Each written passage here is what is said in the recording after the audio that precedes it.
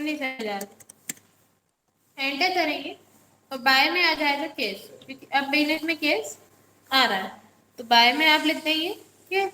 Enter करके आप इसमें यहाँ पे नरेशन डाल देंगे, being printer sold on case और एंटर करके आप इसमें यहाँ पे सेव कर देंगे। ठीक, अभी भी आप जब यहाँ पे अब अपन एस्केप से बैक चलते हैं, अब आप बैलेंस शीट के लिए बी प्रेस करेंगे। अब आप फिर साइड में क्लिक करेंगे, आपको प्रिंटर कितने का बता रहा है 390 का, जबकि प्रिंटर आपने 25,000 में खरीदा 1 जनवरी को। उस पर डेप लाने के बाद अपन ने उसको 19,000 में सेल कर दिया। अब आपको पता है आपके बिजनेस में प्रिंटर नहीं बचा, लेकिन यहाँ पे अमाउंट कितना बता रहा है, संपत्ति में आपको बता रहा है 390 का अभी भी प्रिंटर आपके पास है, जबकि अपने बिजनेस में नहीं है। तो क्यों बता रहे, क्योंकि आपको इस पे लॉस हो रहा था 390 का, ये अमाउंट बता रहे हैं यहाँ पे। जब तक आप इसकी एंट्री नहीं करेंगे, जब तक आपको वहाँ बैलेंस शीट में शो होता रहेगा। अब आप इसकी वाउचर एंट्री करेंगे F7 से जनरल वाउचर में, क्योंकि लॉस हो रहा है, लॉस में कैश का कोई लेन देन नहीं है, कैश का लेन देन नहीं होता तो एंट्री आप इसमें करते हैं जनरल वाउचर में, तब भी जनरल वाउचर में होती है। मतलब देखो जब प्रॉफिट होता है तो आपका ये सेल कितने में होना चाहिए था, जैसे ये सेल होना चाहिए था 19,390 में, लेकिन सेल कितने में हुआ ये आपको मान लिया 19,500 में। ठीक, अपन यहाँ पे अमाउंट डाल देते हैं 19,500, कितने का प्रॉफिट हो रहा है 110 का।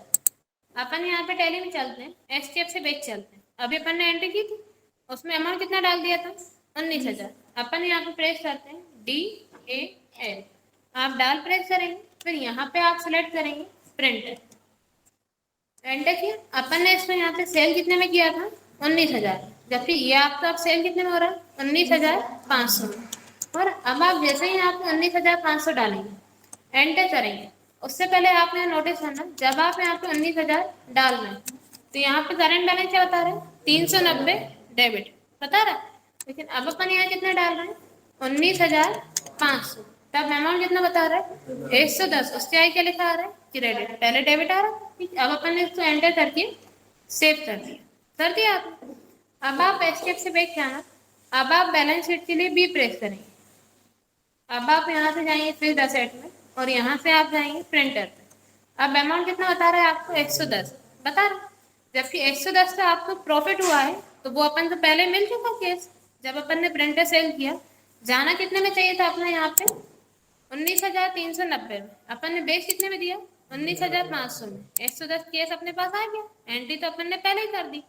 लेकिन अब जो प्रॉफिट है उसकी एंट्री अब आप करेंगे F7 से जनरल वाउचर में, क्योंकि जो अमाउंट मिलना था वो तो अपन को पहले ही मिल गया, बस वहां पे वो शो करवा रहा 110 रुपये वो प्रॉफिट है। जब तक आप इसमें प्रॉफिट की एंट्री नहीं करेंगे वहां पे आपको 110 अमाउंट शो होता रहेगा। आप क्या करेंगे जनरल वाउचर में एंट्री कर देंगे जितना आपको प्रॉफिट हुआ, अमाउंट तो अपन को पहले ही मिल गया जब अपन ने सेल किया मिला था आपको 110 रुपये।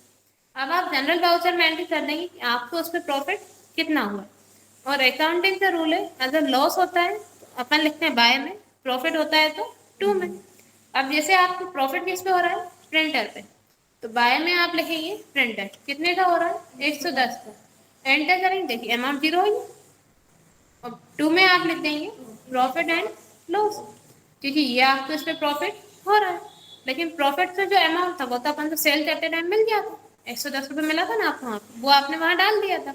अब यहाँ पे आप सिर्फ क्या एंट्री करेंगे कि आपको प्रिंटर पे 110 का प्रॉफिट हो रहा है, प्रॉफिट है तो वो आपको यहाँ पे अलग से एंट्री करनी पड़ेगी और एंटर करके आप इसको यहाँ पे सेव कर देंगे।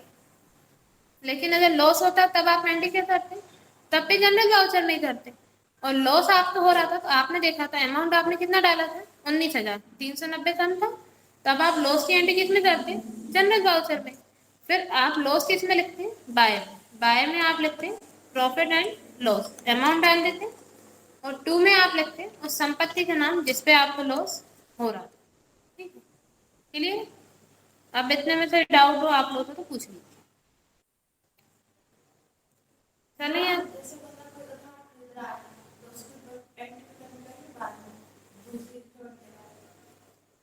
क्या बोला आपने फिर से बोली, उदाहरण वो इंस्टॉलमेंट नहीं होती। इंस्टॉलमेंट आप देते हैं जब आप लोन दे रहे हैं, तब आपको इंस्टॉलमेंट मिलती है। जैसे कि अभी आप यहाँ पे आप ऐसा बोलना चाह रहे हैं, आपने जो प्रिंटर खरीदा है वो उधार खरीदा है, तो आपने यहाँ पे एंट्री कर दी जनरल वाउचर। प्रिंटर आ रहा था तो बाय में आपने लिखा है यहाँ पे प्रिंटर, अमाउंट अपन ने डाल दी है यहाँ पे अभी 20,000। 20,000 का उधार प्रिंटर आप खरीद रहे हैं, तो टू में आप क्या लिखेंगे, उस पर्सन का नाम जिससे आपने उधार खरीदा है। अल्टर प्लस ई से अब आप यहाँ पे उस पर्सन के नाम से लेजर बनाएंगे जिससे आप उधार खरीद रहे हैं। जैसे आपने यहाँ पे लिख दिया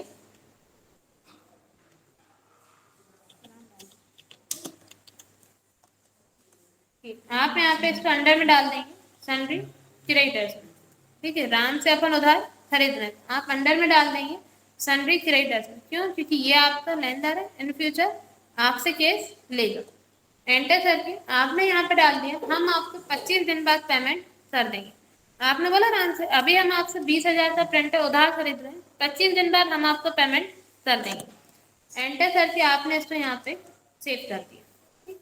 एंट्री हो जाए जनरल वाउचर में, बाय में प्रिंटर, टू में उस पर्सन का नाम। एंटर करके आप यहाँ पे सिलेक्ट करेंगे न्यूज में। जैसे ही आप एंटर करेंगे आपको बता रहा है आप 1 अप्रैल को खरीद रहे हैं, 25 दिन बाद मतलब आपको 26 तारीख को पेमेंट करना है। आपने इसको एंटर करके यहाँ पे सेव कर दिया। अब 26 तारीख को आप उसको केस देंगे, राम से आपने खरीदा था तो आप राम को पेमेंट करेंगे, तब आप एंट्री करेंगे F5 से पेमेंट वाउचर। अब जब आप राम को पेमेंट कर रहे हैं तो राम कौन है, हाँ जाइए, राम कौन है, पाने वाला, अपन कौन है, देने वाला। तो बाय में आप लिखेंगे राम से कम, और यहाँ पे आप अमाउंट डाल देंगे कितना देना है आपको, 20,000। अभी यहाँ करंट बैलेंस बताओ 20,000, आपने इन्हें यहाँ पे 20,000 दे दिए। फिर आप यहाँ सिलेक्ट करेंगे न्यू रेफरेंस, और यहाँ पे आप टू में डाल देंगे केस, क्योंकि अपने पास से केस जा रहा है। ठीक है, एंट्री हो जाएगी यहाँ पे पेमेंट वाउचर में, बाय में राम, टू में केस।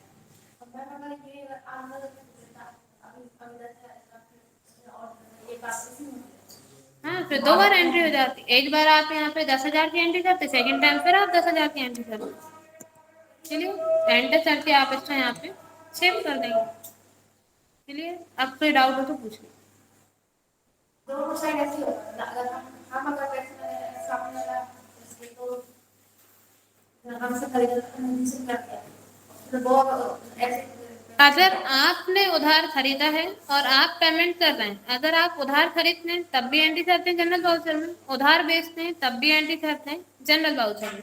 ठीक है, अब जब आपने उधार खरीदा है तो आप उसको पेमेंट कर रहे हैं, आपके पास से केस जा रहा है तो एंट्री आप करोगे पेमेंट वाउचर में। बाय में आ जाएगा पर्सन का नाम, टू में आ जाएगा केस। लेकिन अगर आपने इसको उधार बेचा है तो सामने वाला पर्सन आपको देगा केस, तब आप एंट्री करेंगे रिसिप्ट वाउचर, क्योंकि बिजनेस में केस आ रहा है।